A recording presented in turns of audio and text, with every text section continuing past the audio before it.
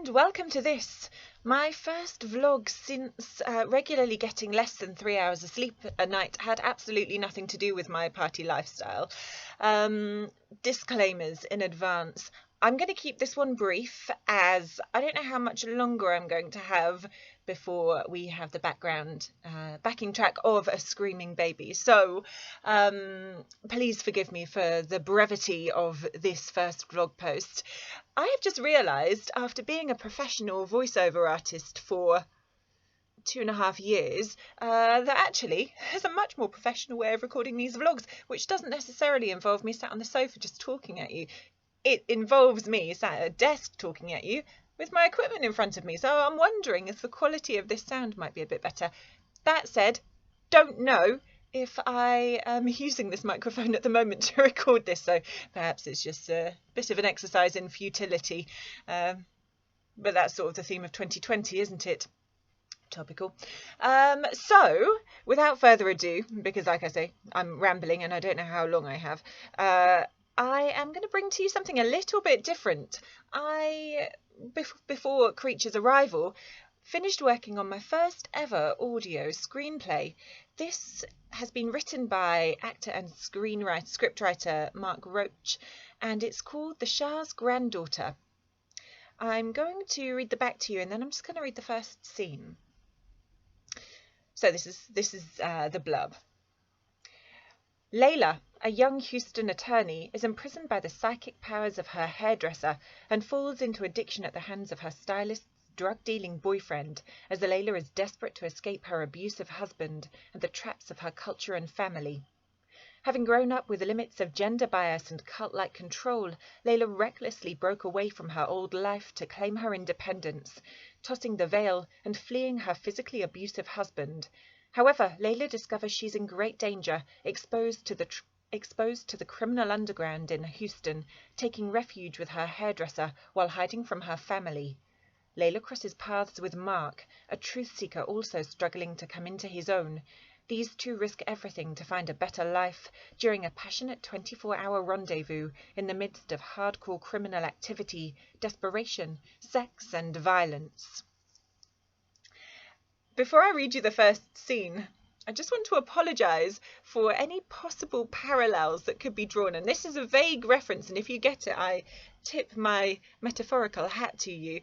I'm going to try not to come across as the character in the Rick and Morty episode where they go to the Purge planet. And if you get where I'm coming from, or maybe you'll enjoy this even more. So apologies if it does sound like that. And if you don't know what I'm talking about, it doesn't matter. So this is scene 1 of Mark Roach's The Shah's Granddaughter. 1. Interior, night, River Oaks home. Camera pans across the interior of an elegantly decorated home, a classy decorated living room with elaborate artwork, high-end fixtures and amenities. Davin, a 35-year-old Persian, is lounging in a large leather chair, wearing a smoking jacket, slippers, nursing a bourbon in a highball glass, puffing on a big cigar. An extremely large TV screen set is sat in front of Davin. Sorry, I've read that wrong. An extremely large TV screen. I've read that wrong as well. Third time lucky. An extremely large screen TV is set in front of Davin, though Davin's not paying attention to it. The classic movie Scarface is playing loudly. Davin is listening intently to a portable phone in his hand, occasionally speaking aggressively to someone on the phone. It's a private conversation that he would not be having with anyone else present, even his wife, Layla. Davin, speaking into phone. That's fucking great. How much more time do you need? Long pause. Davin continued. No, that's impossible. And you know my family will deny everything. You know that. We have to move them. The product too. Significant funds transfer. Over our channel. Immediate. No matter what. Davin stands and walks to the window, looking outside as the sun is going down. Anger growing. Davin continued, listening. Wrong answer. 2 days. No, she can't. Don't know. Don't worry. I've got it under control. Baby, you don't want to go there. More. Davin continued. Break the seal, break the brotherhood. You know? Davin hangs up the portable phone behind the wet bar, guzzles down his drink and pours another. Phone rings in short fashion. He picks up the portable receiver, aggressively slams it back into the cradle. Davin continued. Fucking idiots. Davin walks back over to the window, looks outside for his wife, looks nervously at his watch, then walks back to his chair and drops into it, punching the armrest.